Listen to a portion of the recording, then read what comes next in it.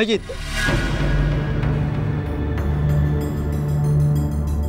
আমি তো তোর জন্যই দাঁড়িয়ে আছি রে। পরীক্ষা দিতে যাচ্ছি কৃষ্ণদা। কাল তো ফোনে তোমায় সব বললাম, তোমার সব কাজ আমি করে দিয়েছি। আরে এসব কথা কি ফোনে হয় রে? আমি তোর কাছ থেকে সবটা শুনবো বলে এখানে দাঁড়িয়ে আছি। তাছাড়া এই কাজটা তুই কিন্তু এমনি এমনি করছিস না। জানি কৃষ্ণদা, জানি টাকাটা যে আমার কি দরকার ছিল, তা না হলে হয়তো এরকম একটা অধর্ম আমি করতাম না। বাহা যে শেষ পর্যন্ত পরীক্ষা দিতে পেরেছে, এতে আমি খুশি। বাহার মতো একটা স্টুডেন্টের সঙ্গে ওই অন্যায়টা করে আমি ভালো নেই কৃষ্ণদা, ভালো নেই আমি।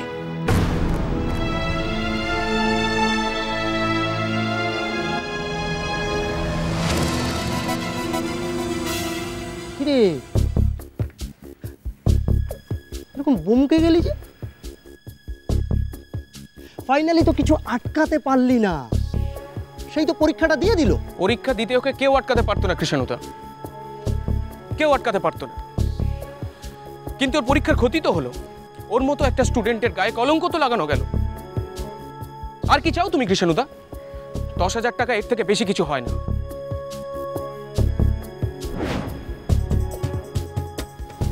বাবা, কি বোকা বোকা কথা বলছিস রে জিৎ। কি ব্যাপার বলতো? এই ওই কলেজে কি ওই বাহানা মেয়েটার সঙ্গে তোর কিছু ইন্টু পিন্টু হয়েছিল রে? কৃষ্ণদা, থমকাস না, একদম থমকাস না জিৎ। তুই তো আমাকে এখনো ঠিক মতো চিনিস না। আমি উল্টে তোকে ফাঁসিয়েও দিতে পারি।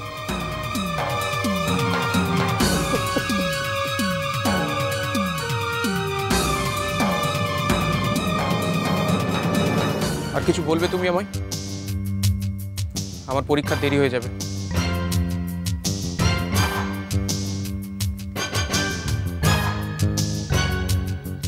একটা কথা বলতো, কলেজে ওই ঘটনা ঘটার পর ওই সাংবাদিক হাজবেন্ডটা এসেছিল? এরকম আমি কাউকে দেখিনি। যে তোকে আমি যে কথাটা বলবো বলে এখানে দাঁড়িয়ে আছি তা হলো, কি কি বলবে? ওই অর্চিষ্মান মুখার্জি ও কিন্তু একটা চিজ, মানে ভেরি ডেঞ্জারাস লোক।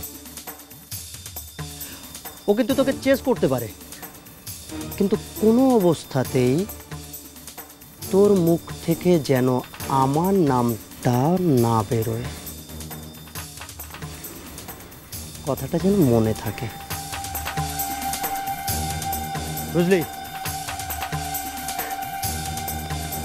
চলি রে, ভালো থাকিস।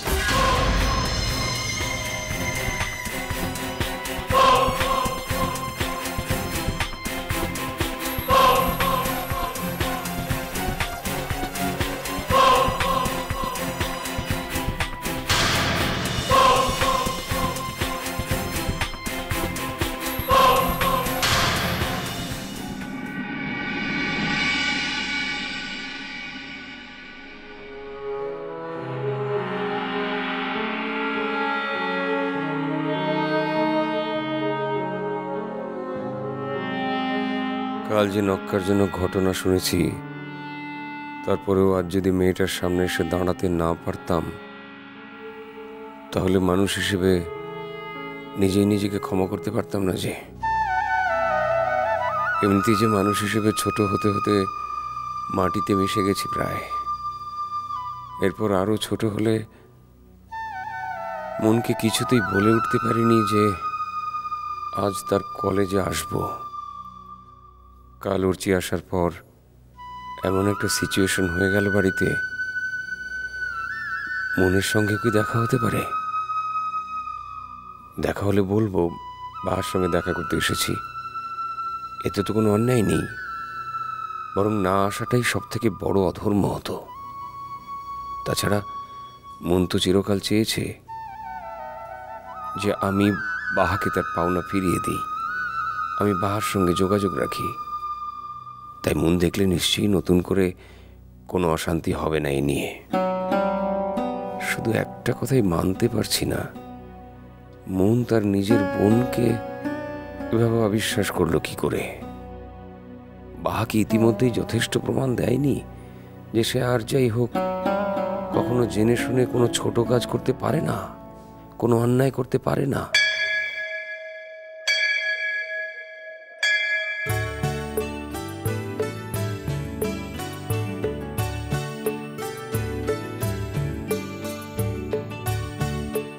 এই পরীক্ষা শেষ হয়েছে, এক্ষুনি আসবে মেয়েটা আমার।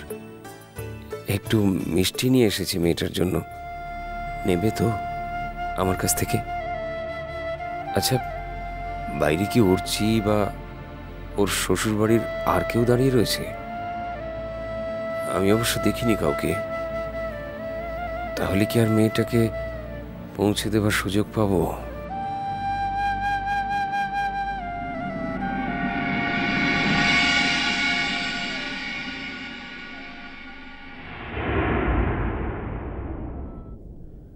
ওই তো আসছে, গম্ভীর বিষণ্ণভাবে হেঁটে আসছে মেয়েটা।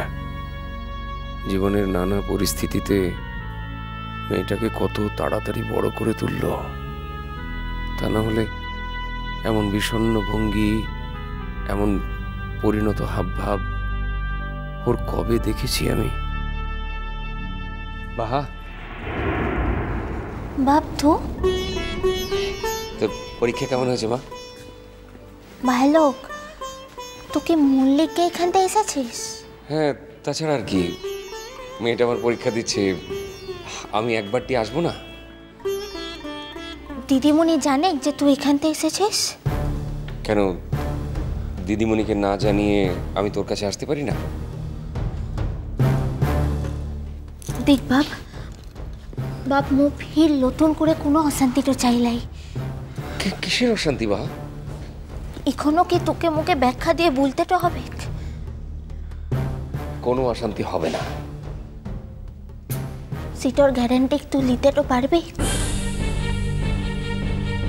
ভাব, এর মধ্যে অশান্তির কি আছে? আমি এখানে এসেছি আমার পরম করণীয় একটা কাজ করতে। আমি আমার অন্তরের টানে এখানে এসেছি। তা নিয়ে যদি কোনো অশান্তি হয় তো সে অশান্তির মোকাবিলা করার ক্ষমতা আমার আছে বা।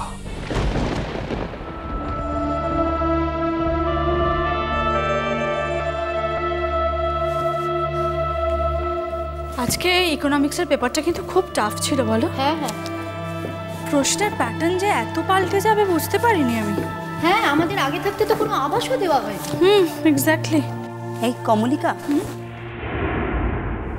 তোমার বাবা ওই যে ওইখানে বাহার সঙ্গে দাঁড়িয়ে আছেন। তোমরা যাও স্টাফ রুমে, আমি আসছি। এই নে মা, এই দোকানে মিষ্টি খেতে তুই খুব ভালোবাসতি।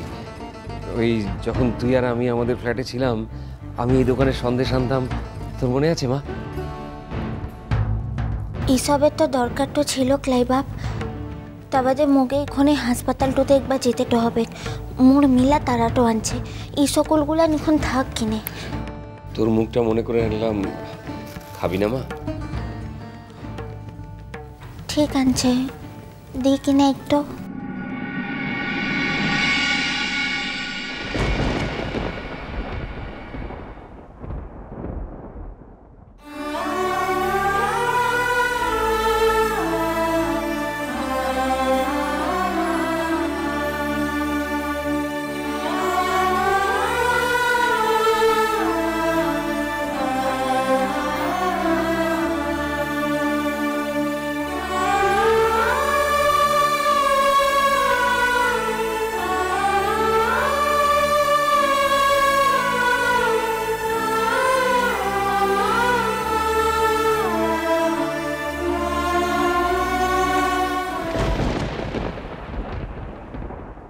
বাপি,